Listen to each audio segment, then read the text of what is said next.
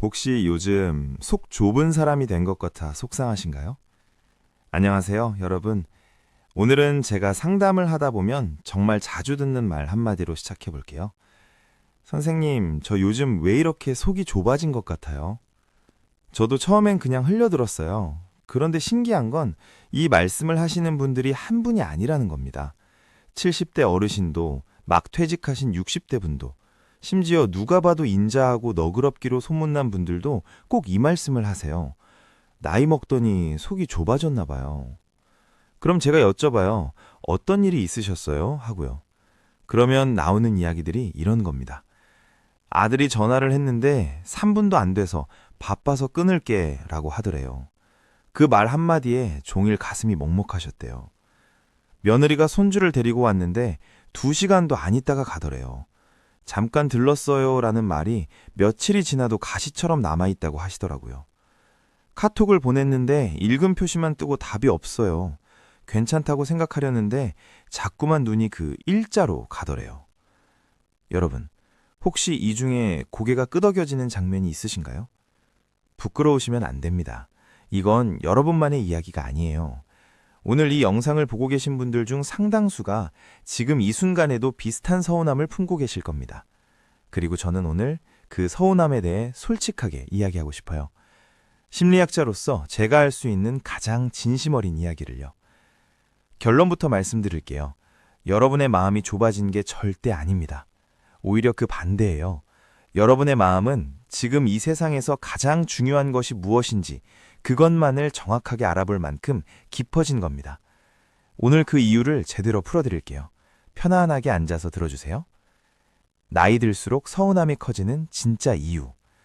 먼저 한 가지 질문을 드릴게요. 젊었을 때를 한번 떠올려 보세요. 30대, 40대 시절이요. 그때도 서운한 일이 없었을까요? 당연히 있었겠죠. 친구가 약속을 어기기도 하고, 직장에서 무시당하기도 하고, 가족한테 섭섭한 일도 있었을 거예요. 그런데 그때는 어땠나요? 에이, 뭐 하고 털고 일어나셨죠? 왜일까요? 마음이 더 넓어서? 그게 아니에요. 그때는 바빴기 때문입니다. 아이 키우랴, 직장 다니랴, 집안일 하랴. 서운함을 느낄 겨를이 없었던 거예요. 서운함이 올라오면 다음 일에 치여서 그냥 묻혀버린 거고요. 그런데 지금은 어떠세요? 그 바쁨이 거쳐있죠. 조용해졌어요. 시간이 생겼어요. 그 고요한 자리에 그동안 묻혀있던 감정들이 수면 위로 떠오르고 있는 겁니다. 서운함이 더 커진 게 아니에요. 그냥 이제는 그걸 느낄 수 있게 된 거예요. 그리고 여기서 더 중요한 심리학적 이야기를 해드릴게요. 심리학에 사회 정서적 선택 이론이라는 게 있습니다. 미국의 심리학자 로라 카스텐슨 교수가 수십 년간 연구한 이론인데요. 어려운 말 같지만 핵심은 딱 하나예요. 우리는 시간이 얼마나 남았다고 느끼느냐에 따라 원하는 것이 달라진다는 겁니다. 여행에 비유해 볼게요. 한 달짜리 여행 첫날 뭘 하시겠어요? 지도 보고 맛집 찾고 유명한 곳은 다 가봐야 됐다 싶죠. 정보가 중요하고 많이 보고 많이 경험하는 게 목표예요. 그런데 그 여행의 마지막 날 저녁, 마지막 밤은요? 맛집이 중요한가요? 새로운 정보가 중요한가요? 아니죠. 그냥 사랑하는 사람 옆에 앉아서 따뜻한 국밥 한 그릇 먹으면서 손 한번 잡아보는 게 전부가 되죠. 인생도 똑같습니다. 20대, 30대는 인생이라는 여행이 한참 남았다고 느껴요. 그래서 정보, 성공, 인맥 같은 걸 모으느라 바빠요. 감정은 나중에 해도 된다고 생각해요. 그런데 우리 시니어들은 본능적으로 압니다. 이 여행이 끝을 향해 가고 있다는 것을요. 그래서 우리 마음이 바뀌는 거예요. 자연스럽게, 아자동으로. 돈보다 마음이 편한 게 낫다. 인정받는 것보다 사랑받는 게 낫다. 많이 아는 것보다 따뜻한 사람 곁에 있는 게 낫다. 이게 이상한 생각이 아닙니다. 이게 가장 성숙한, 가장 지혜로운 인간의 모습입니다. 카스텐슨 교수의 연구에서도 나이 든 분들이 젊은이들보다 감정 조절 능력이 더 뛰어나고 삶의 만족도도 오히려 높다는 결과가 나왔어요. 노년이 감소가 아니라 정회라는 거예요. 그러니까 여러분이 작은 말 한마디에 서운함을 느끼는 건 마음이 좁아진 게 아니에요. 여러분의 마음이 이제 진짜 소중한 것만 보이도록 정회된 겁니다. 허투루 흘려보내던 감정들이 이제 정확하게 보이는 거예요. 2040들이 모르는 것, 그리고 우리가 아는 것. 이쯤에서 자녀 세대 이야기를 좀 해볼게요. 카톡 일십이라는 말 들어보셨나요?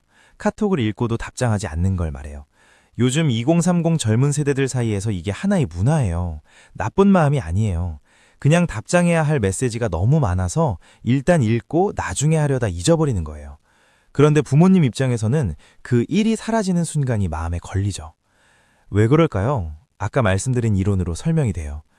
2040은 지금 여행의 한가운데 있어요. 정보를 모으고 성과를 쌓고 살아남아야 해요. 그들의 뇌는 지금 생존 모드입니다. 그 모드에서는 감정이 우선순위에 밀려요. 엄마 아빠가 보내신 카톡이 중요하지 않아서가 아니에요. 그냥 지금 그 뇌가 그쪽을 처리할 여유가 없는 거예요. 그렇다고 해서 그 서운함이 틀렸다는 게 아닙니다. 여러분의 서운함도 맞고 자녀들의 바쁨도 맞아요. 두 가지가 동시에 사실일 수 있어요. 서로 다른 시간대를 살고 있는 거예요. 여러분은 여행의 노을이 얼마나 아름다운지 아는 사람들이고 자녀들은 아직 짐을 꾸기느라 바쁜 사람들이에요. 어느 쪽이 옳고 그름의 문제가 아닙니다. 다만 서로 다른 시계를 차고 있다는 걸 아시면 조금 덜 억울하실 수 있어요. 한 가지만 기억해 주세요. 자녀들이 나중에 그들이 인생의 노을을 만나게 되는 그날 가장 먼저 떠오르는 얼굴이 부모님 얼굴일 거예요. 그때 가서야 알게 돼요. 아, 그때 엄마가 왜 그 카톡을 기다리셨는지. 아, 그때 아버지가 왜 전화를 그렇게 기다리셨는지. 여러분은 이미 알고 있는 것을 그들은 아직 배우는 중이에요. 그게 전부입니다. 서운함을 지혜로 바꾸는 3가지 처방. 자, 그러면 이제 실제로 어떻게 하면 좋을지 이야기해 볼게요. 심리학자로 드리는 3가지 처방입니다. 어렵지 않아요. 하지만 효과는 진짜예요. 첫 번째 처방. 기대의 높이를 조절하세요. 서운함은 어디서 생기느냐? 내가 기대한 것과 실제로 일어난 것 사이의 틈에서 생깁니다. 자녀에게 전화를 기다렸는데 안 왔어요. 기대와 현실 사이에 틈이 생겼고 그 틈에서 서운함이 올라오는 거예요. 그런데 이 틈을 줄이는 방법이 2가지 있어요. 하나는 현실을 바꾸는 것, 자녀가 전화를 더 자주 하게 만드는 거죠. 그런데 이건 내가 통제할 수 없어요. 다른 하나는 기대를 조절하는 것, 이건 내가 할 수 있어요. 기대를 낮추라는 말이 아닙니다. 현실적인 눈높이로 조절하는 거예요. 이 아이는 지금 바쁜 여행 중이니까 일주일에 한 번 전화가 오면 충분해, 이렇게요. 그리고 그 전화가 왔을 때 이번 주도 왔네 하고 기쁘게 받으세요. 기대를 조절하면 같은 상황에서도 서운함이 아니라 감사함이 올라오기 시작합니다. 2번째 처방, 나를 먼저 사랑하세요. 심리학에서 이런 말이 있어요. 비어있는 잔은 남에게 따라줄 수 없다. 내 마음이 텅 비어있으면 남의 작은 무심함에도 크게 흔들려요. 그런데 내 마음이 어느 정도 채워져 있으면 같은 무심함이 와도 상처가 덜해요. 오늘 자녀한테 전화가 안 왔어요. 카톡도 일십당했어요. 그럼 이렇게 해보세요. 내가 좋아하는 차 한 잔 끓여요. 내가 좋아하는 노래 하나 틀어요. 오늘 나를 위해 내가 해줄 수 있는 가장 작고 따뜻한 것 하나를 해주는 거예요. 이건 자기 위로가 아닙니다. 이건 자기 사랑이에요. 우리 세대는 평생 남을 위해 살았잖아요. 자식을 위해, 남편을 위해, 회사를 위해. 이제는 나를 위해 살 차례예요. 내가 나를 귀하게 여기는 연습을 하시면 자연스럽게 외부에서 오는 서운함에 덜 흔들리게 됩니다. 3번째 처방, 서운함을 표현하는 연습을 하세요. 마지막 처방이 어쩌면 제일 중요할 수 있어요. 우리 세대는 참는 걸 미덕으로 배웠잖아요. 이 정도 가지고 내색하면 안 되지. 자식들 부담 줄까봐. 그래서 꾹 참고 속으로 사귀셨죠. 그런데 심리학에서는 눌린 감정이 사라지지 않는다고 해요. 안으로 쌓이다가 결국 더 큰 서운함이나 외로움으로 돌아옵니다. 이렇게 해보세요. 자녀한테 전화해서 이렇게 말씀해보세요. 야, 요즘 바쁜 거 알아. 근데 엄마가 네 목소리가 좀 듣고 싶었어. 그게 전부예요. 뭔가를 요구하거나 따지는 게 아니라 그냥 내 마음을 있는 그대로 바라는 거예요. 서운하다고 돌려 말하지 말고 보고 싶다고 직접 말하는 거예요. 사람들은 생각보다 이런 말에 반응해요. 아, 엄마가 그랬구나 하고 조금 더 신경 쓰게 되거든요. 표현하지 않으면 아무도 몰라요. 표현해야 관계가 살아납니다. 당신은 지금 가장 깊은 사람입니다. 오늘 이야기를 마무리하면서 한 가지만 꼭 기억해 주셨으면 합니다. 서운함은 부끄러운 감정이 아닙니다.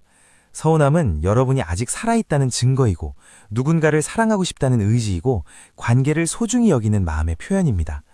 속이 좁아진 게 아니에요. 여러분은 지금 인생에서 가장 본질적인 것만 보이는 눈을 갖게 된 겁니다. 가장 진짜 감정을 느끼는 사람이 된 겁니다. 이건 나이 들매 퇴보가 아니에요.